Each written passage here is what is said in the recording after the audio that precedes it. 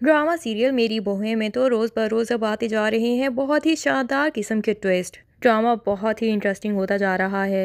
एक तरफ तो शाहवीर ने जब से ईमान को राहिम के साथ देखा है उसके दिल में हसद की फीलिंग्स तो आ ही रही हैं, लेकिन वो बज़ाहिर किसी को भी कुछ कह नहीं सकता क्योंकि ईमान को तो उसने खुद ही घर से निकाला था। अब किस मुंह से कहे कि मुझे ये पसंद नहीं आ रहा कि ईमान किसी और लड़के के साथ फिर रही हो, क्योंकि उसके घर वाले भी उसे यही ताना देंगे कि तुम भी तो किसी और लड़की के साथ फिर रहे हो। और फिर शाहवीर को लगता था कि शायद ईमान उसके बराबरी की नहीं है, उसका रिश्ता ईमान के साथ होना ही नहीं चाहिए था, बल्कि वो तो महानूर जैसी लड़की ही डिजर्व करता था। पर अब तो उल्टा हो रहा है, ईमान को शाहवीर से भी ज्यादा अच्छा लड़का मिल गया है। ये शाहवीर से बर्दाश्त ही नहीं हो पा रहा।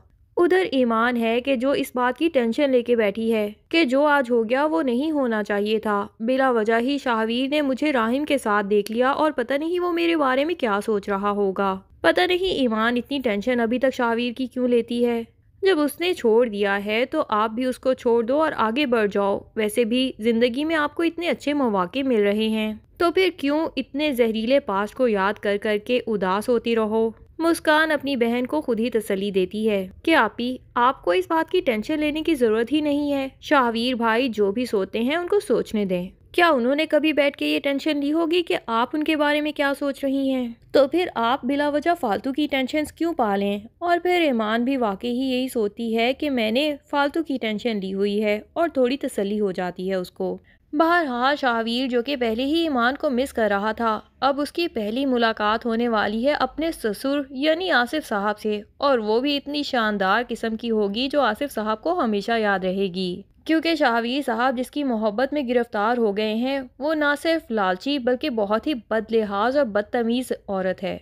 आसिफ साहब तो यूं ही राह चलते हुए इन लोगों से टकरा जाते हैं और शाहवीर को तो वो देख ही नहीं पाते कि ईमान आगे से शुरू हो जाती है। क्या अजीब बदतमीज किस्म के बुड्ढे हो, देख के नहीं चल सकते थे, बिला वजह लड़कियों से टकराते फिर रहे हो। अब आसिफ साहब बेचारे जिनकी कोई ऐसी इंटेंशन भी नहीं थी वो तो उससे माफ़ी मांगते हैं कि बेटा मुझे माफ़ कर दो, और अचानक उसके पीछे शाहवीर के साथ नजर जा मिलती है जो कि पहले ही अपने बाप को यहाँ ऐसी हालत में देख के हक्का बक्का खड़ा होता है। एक तरफ ये शाहवीर साहब हैं जो महानूर की मां के दिल के ऑपरेशन के लिए पहले भी बहुत से पैसे लुटा चुके हैं और अब अपनी गाड़ी तक बेचने के लिए तैयार हैं, और दूसरी तरफ ये महानूर है जो इतनी बदतमीज। अब यकीनन जब उसे पता चलेगा कि ये शाहवीर का वालिद है तभी वो साफ ही कहेगी कि भाई मुझे तो माफ़ी नहीं मांगनी आती, राह चलते उन्होंने मुझे बिला वजह ही टक्कर मारी और धक्का मारा, तो मैंने तो जो कहना था वही कहना था, चाहे फिर वहाँ तुम्हारे वालिद होते या कोई और मर्द होता। मैं तो ऐसी ही हूँ। अगर तुम्हें मुझसे शादी करनी है तो शौक से करो, अगर नहीं करनी है तो कोई मसला नहीं, मैं तो अपनी माँ के साथ खुश हूँ।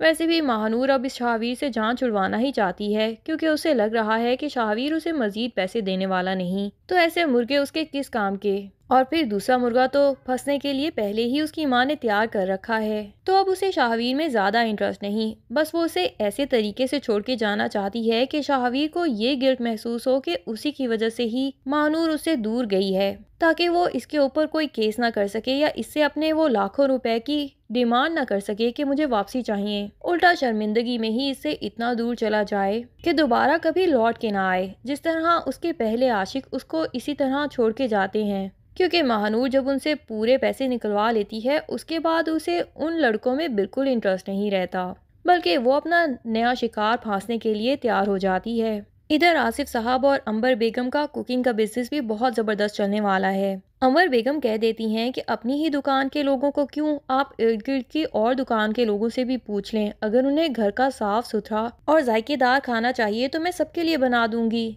आसिफ साहब को भी ये आइडिया पसंद आता है और वो कह देते हैं कि हाँ ज़रूर, मैं भी तुम्हारे साथ पूरी हेल्प कराऊंगा। और अब अपने और भी कस्टमर तलाश करेंगे और ये बिजनेस इनका बहुत ज़्यादा तरक्की करने वाला है। बहरहाल फबीहा की तबीयत अचानक से काफ़ी ख़राब हो जाएगी शायद।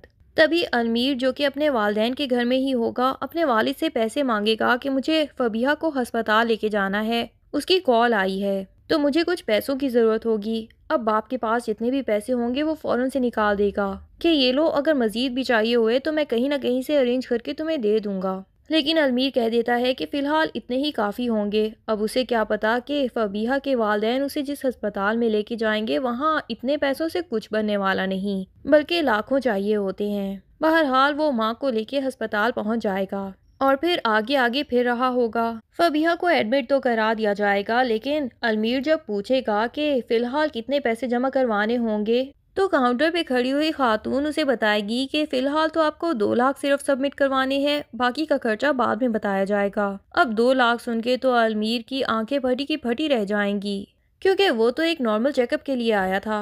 अभी फबीहा की तबीयत थोड़ी बहुत खराब थी, लेकिन अगर उसके इस स्टार्ट के चेकअप में ही लाखों रुपए लग रहे हैं तो पता नहीं बाद में डिलीवरी के टाइम पे या ऑपरेशन के टाइम पे कितने पैसे लगेंगे। ये सोच के तो परेशानी अलग होगी, लेकिन फिलहाल उसे यही होगा कि 2 लाख कहाँ से अरेंज करूं। खुद से अपने ससुर से मांगना उसे अच्छा नहीं लग रहा। वो तो अपने ससुर को यही शो करवाना चाहता है कि मैं फबीहा का सारा खर्चा खुद ब खुद उठा सकता हूँ, लेकिन शायद कहीं ना कहीं वो अपने ससुर पे डिपेंडेंट है। तो अब यहाँ मामला कैसे तय होगा ये तो नहीं जानते। शायद अलमीर यही कह के चला जाए कि मैं कुछ देर में पैसे अरेंज करके आता हूँ, और तब तक ससुर सारे के सारे पैसे दे चुके हों। या फिर वो इतना ही बता दे कि फिलहाल मेरे पास इतने पैसे नहीं हैं, हालांकि उसको लाखों रुपए बाप से मिले थे। वो आखिर सबके सब कहाँ चले गए, जबकि ये ब्रांड भी उसको उसके ससुर ने ही लेके दिया है। तो फिर आखिर बाप ने दुकान बेच के जो हिस्सा अलमीर को दिया था वो इतने पैसे कहाँ चले गए। उसमें से 2 लाख फिलहाल तो भर ही सकता था। अब अगर ऐसे हालात में शाहवीर अपने बाप से कह के या कहीं ना कहीं से मांग के भी फबीहा के इलाज पे तो पैसे लगा दे, लेकिन बाद में अगर ऐसा हो कि फबीहा का बच्चा इस दुनिया में आ जाए लेकिन फबीहा ही दुनिया में ना रहे, तो अलमीर कहाँ से अपने ससुर से बाकी पैसे वापस मांगेगा। और फिर सास ससुर तो पहले ही अलमीर को बिल्कुल पसंद ही नहीं करते। वो तो यकीनन उसे अपनी जिंदगी से साफ निकाल के कहेंगे कि जाओ अपने पेरेंट्स के पास। अब अलमीर पे अपनी ही नहीं बल्कि अपने बच्चे की भी जिम्मेदारी होगी, तो अकेले वो ये सब कुछ कैसे हैंडल कर पाएगा। बहरहाल ये सिर्फ मेरा ही ख्याल है, मुमकिन है कि ऐसा सब कुछ ना हो। एनीवेज, उधर मुस्कान जो कि राहिम को देख के काफी खुश होती है कि वो ईमान आपी को घर लेके आया, और वो ईमान से पूछने भी लग जाती है कि राहिम आपके ऑफिस में क्या करते हैं। मुस्कान बताती है कि राहिम बहुत ही मेहनती लड़का है, ऑफिस का सारा काम ही उसने संभाला हुआ है। लेकिन मुस्कान को साथ ही साफ बता देती है कि अगर तुम राहिम में कोई इंटरेस्ट ले रही हो तो मैं तुम्हें बता दूं कि अभी पीछे हो जाओ, क्योंकि ऐसा कुछ होने वाला नहीं। पहले भी तुम्हें और राहिम को लेके महक भाभी ने जो तमाशा बनाया था वो काफी ज्यादा था। हालांकि तमाशा तो महक भाभी ने नहीं, उल्टा ईमान ने ही बनाया था, और वो भी मुस्कान की अपनी ही गलती की वजह से। उसे इतनी जल्दी ईमान को बताना ही नहीं चाहिए था कि राहिम मुझे कॉल कर रहा है, और वो भी ऐसे अंदाज में बताया कि बिला वजह ही ईमान का ब्लड प्रेशर हाई हो गया और उसने महक को पता नहीं क्या क्या बातें सुना दी।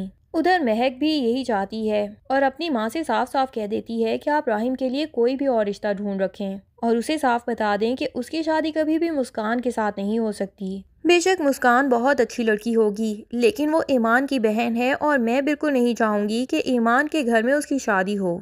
महक तो घर बैठे बैठे बहुत ही उकता चुकी है।